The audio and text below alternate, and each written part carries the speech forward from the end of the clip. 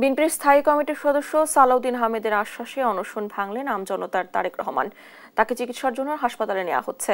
এ নিয়ে জানাতে নির্বাচন কমিশন সচিবালয় থেকে সরাসরি যুক্ত হচ্ছেন সহকর্মী জান্নাতুল মোহনা। মোহনা, আমজনতার তারেকের এখন কি অবস্থা দেখতে পাচ্ছেন?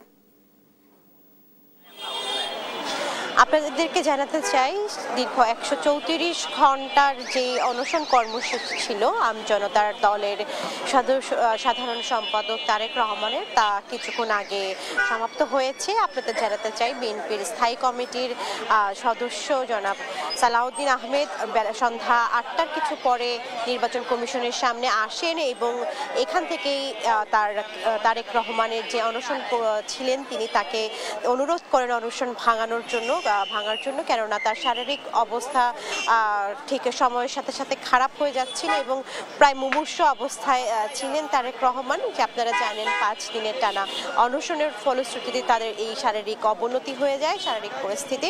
এখন আপনাদেরকে দেখাতে চাই যে নির্বাচন কমিশন ভবনের সামনে আপনারা গত 5 দিন যে চিত্রটা দেখেছেন, এখন সম্পূর্ণ তা ভিন্ন।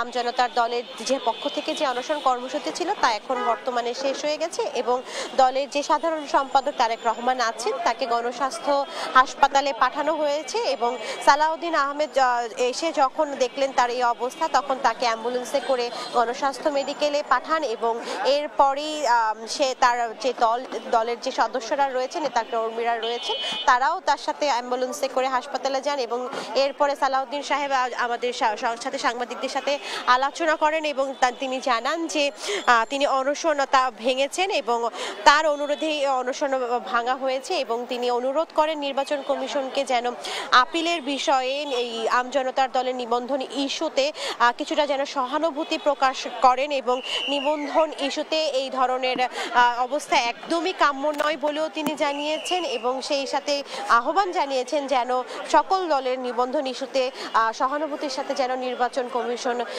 পেশ হয় এবং সেই সাথে আমজনতার দলের যেই সদস্যরা রয়েছেন তারা সহ কিন্তু তারেক রহমান গণস্বাস্থ্যে গিয়েছেন। এখন পর্যন্ত জানা যায়নি তার শারীরিক পরিস্থিতি কেমন, তবে মুমূর্ষু অবস্থায় আমরা দেখেছি তাকে সালাউদ্দিন আহমেদের সামনে হাসপাতালে পাঠানো হয় এবং অ্যাম্বুলেন্সে করে তিনি যান।